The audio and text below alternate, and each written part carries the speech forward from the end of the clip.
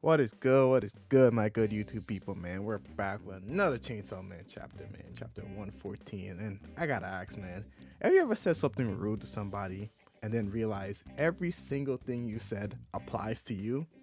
Well, that's Asa's day in a nutshell with this chapter, man. Whew.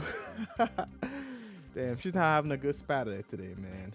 But although this chapter isn't the greatest, it does the setup for the next chapters to come. For a listed location, the characters will have the range around, and the materials slash resources they will be have at their disposal. And this chapter starts off right exactly where we left off, with Asa being separated from Yuko and her only known exit being for her to turn Denji into a weapon. But now we have new information, such as Asta and Denji are not the only ones trapped in the aquarium. We have our boy Yoshida, we have Kobani Part 2, and then we have Fake Chainsaw Man slash Irma, the student council president or the president of the Devil Hunters Club. And I like to really take a quick point in time to talk about the difference between the Famine Devil, and the Eternal Devil in this location. Because many people seem to still think it could be the Eternal Devil, and I would disagree only because the stakes are completely different. The Eternal Devil in the last time wanted to starve them out, but this time they have plenty of food and water supply to an infinite amount, it seems. And unlike before, they now have cellular service, which the Eternal Devil was able to completely cut them out of the outside world 100%. So it makes me question if it really is the Eternal Devil. I think it's Famine or Fam. Shout out to Fam. But I just look, I know I just want to get out there. At least that's where I'm putting my stake on. And if we were to get a next round of business, man, we gotta talk about Asa, man. She's awkward, or at least very antisocial. And this has been shown before with her having little to no friends, but it's kind of sad because I've had these little experiences where I just say something and I'm like, oh shoot, I think I'm gonna leave now.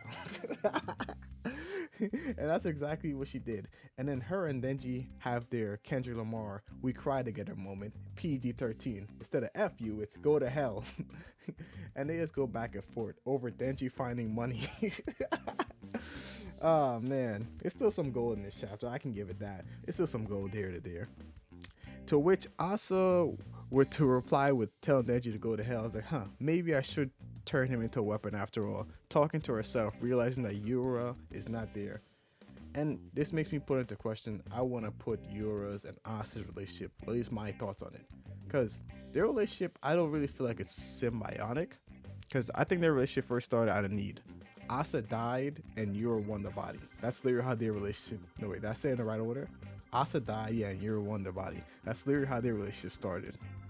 Asa wants to have a normal life and experience new relationships and new experiences. Yura wants to kill Chainsaw Man.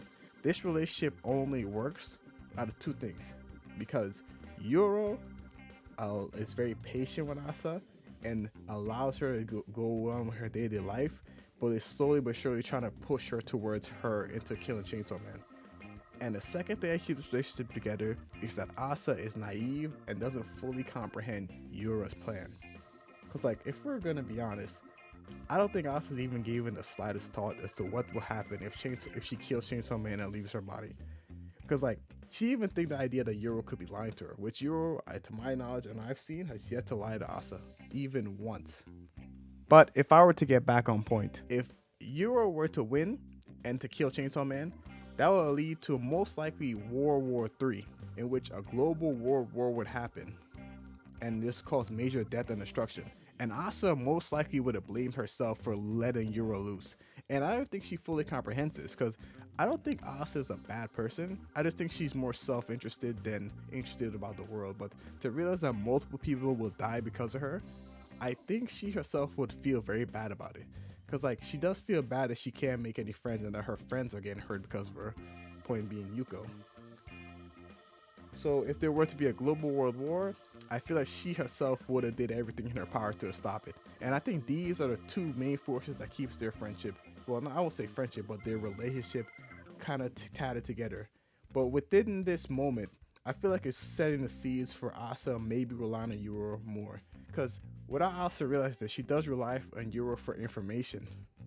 And Yura has been helpful to Asa in certain aspects. I don't think Asa has never needed Yura, even going back to when they fought the Bat Devil, because if Yuro had been able to take control, she would have most likely turned Yuko into a weapon, and I don't think Asa would have liked that outcome. I think she would rather died, as messed up as that sounds. But then going back to the chapter, Asa proceeds to pull out her phone and says, "Ha! I have cellular service."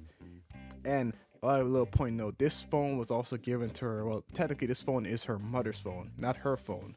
So this means this phone has sentimental value, which means this phone might play a key moment in the near future, or it might be a possible weapon for Asa to use in the near future. I just want you to keep that little memory in your head right there, just like with the uniform. And then she proceeds to get a signal, and then everyone's cheering her on. Ah, man. I feel so sorry for her because it's the Bucky relationship all over again. Bucky accepted her, the phone's in her hand, she's up in the high, everyone's saying, "Yeah, go Asa, go Asa." And then she does her signature technique, triple fall. And then boom, it's all over. All her hopes crushed, it's all gone. And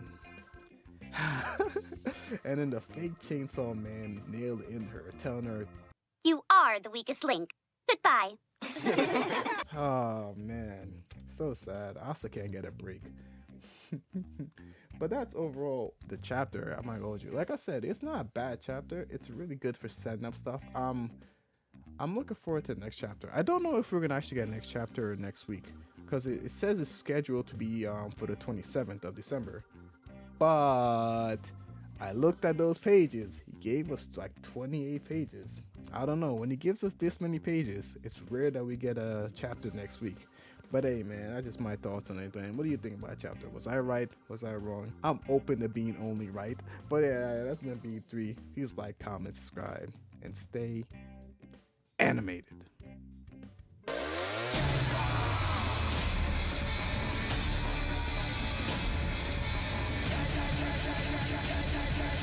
Chainsaw!